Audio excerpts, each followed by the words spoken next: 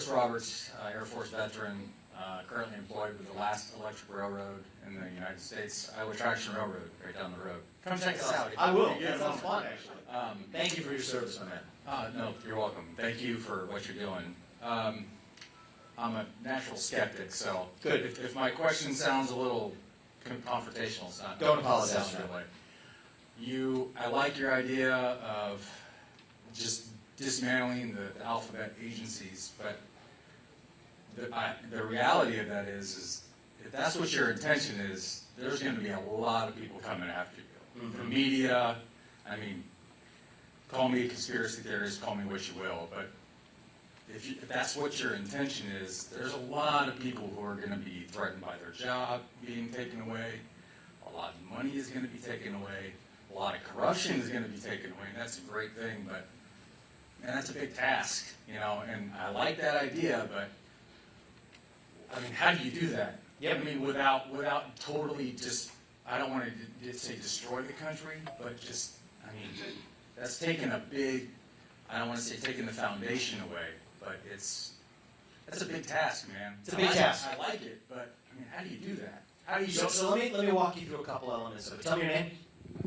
Chris. Chris, I appreciate you, man. Thank you. So I don't take this on lightly.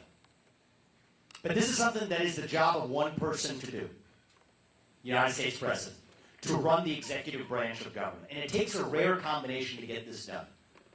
Somebody who grew up in the swamp of Washington, D.C., or even within government is not going to get this done. No chance. It takes an outsider. Somebody who's been a CEO, I have been, who understands that if somebody works for you and you can't fire them, that means they don't work for you.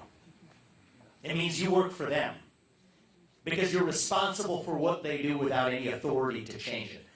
I think I uniquely bring that. Trump brought that too. That's it. But it takes a rare combination of not just that outsider who's coming in ready to break glass, almost with the purpose of breaking some of that glass. I'll be honest about that.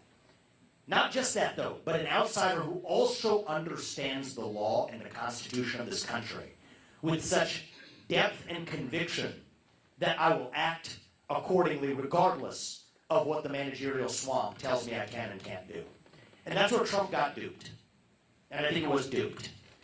The advisors that he picked told him that the civil service protections stop you from firing federal employees. Well, read the law. Those civil service protections prevent a president from firing individual employees. Say if you work at the EPA and I disagree with your views on abortion, that I can't fire you. You know, you can agree or disagree whether that's a good law, but that's what the law says.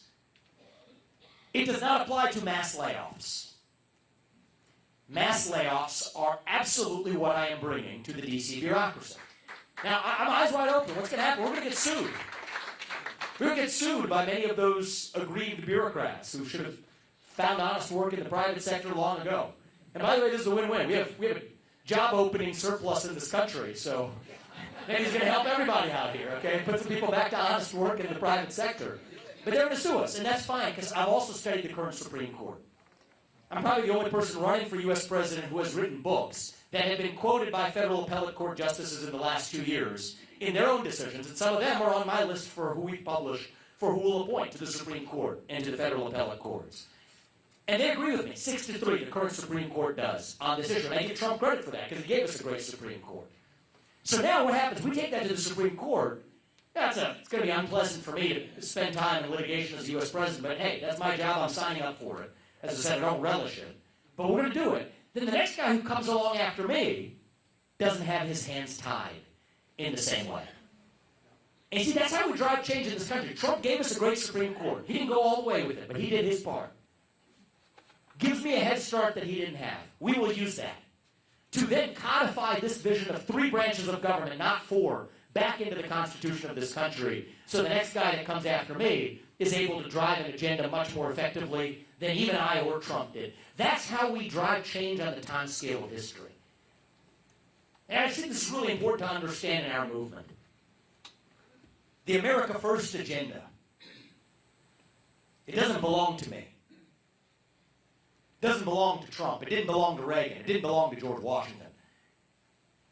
It belongs to us. to we the people. And when you're guided by that purpose, not just by vengeance and grievance or personal ambition or personal vengeance, but when you're guided by that purpose, then I believe nobody's going to stop us in getting it done, especially when we're grounded in our conviction in the laws and the Constitution of this country. And that is a rare combination. On one hand, you'll have legal scholars and people who write books over here. On the other hand, you might have CEOs and entrepreneurs over here who can break things but don't really understand the laws. Those things don't go together. Not often. And that is what gives me my sense of purpose, our family, our sense of duty to see this through. Apoorva asked me, my wife asked me, she's a surgeon at Ohio State. She's one of the best in the world is what she does. She's a throat surgeon. She saves lives every day.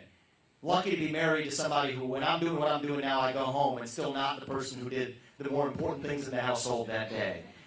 And she asked me, first thing when I raised this crazy idea last December, first question was, okay, all right, even if we want to do this, are you sure you don't want to wait 20 years till our kids are out of the house?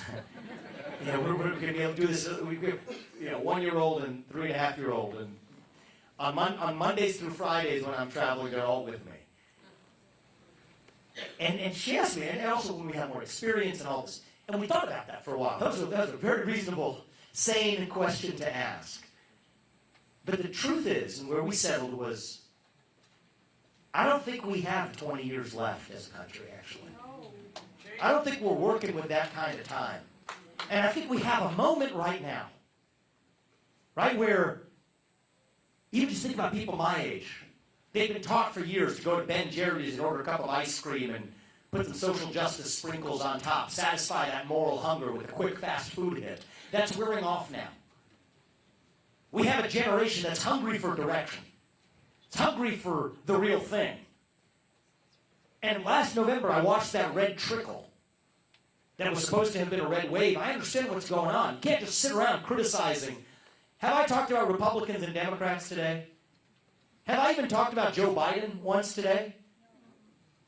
No. I mean, maybe I'll mention him from time to time because he's an awful president. There's a lot to pick on. But we're not going to deliver a landslide election by complaining about the capital R, capital B, radical Biden agenda, reciting this talking points, sounding like a bunch of partisan hacks with the binder that's handed down to us from on high from a super PAC, saying what we're actually supposed to do in defeating the Democrats.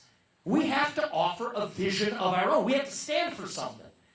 And if we're willing to stand for something, 3 branches of government but not 4, the fact that we ought to declare independence from our enemy, Communist China, for our modern way of life, that we ought to actually embrace capitalism and grow our economy instead of apologizing for it by drilling and fracking and burning coal and embracing nuclear, revive national pride amongst young Americans, make sure every high school student in this country is able to pass the same civics test that my parents had to pass, that my mother and my parents-in-law had to pass in order to become citizens of this country. This is how we revive the lifeblood of a constitutional republic. Okay? And I think that's what this comes down to. Are we running from something or are we running to something? I'm leading us to run to something, and when we're guided by our purpose, not the administrative state, not some bureaucrat standing in the way, they're not going to stand in our way before we get that done. And for me, my destination is not November 2024. It is not even January 2025 when I take office. It is January of 2033. When I leave office after 2 terms, what do I want to tell you that we actually got done in this country? And the top of the list is that we will once again have a constitutional republic with those 3 co-equal branches, and that cancerous shadow government in the deep state, it will no longer exist. That much I know that I'm uniquely positioned to get done, and I thank you for that question. I appreciate it. One last question.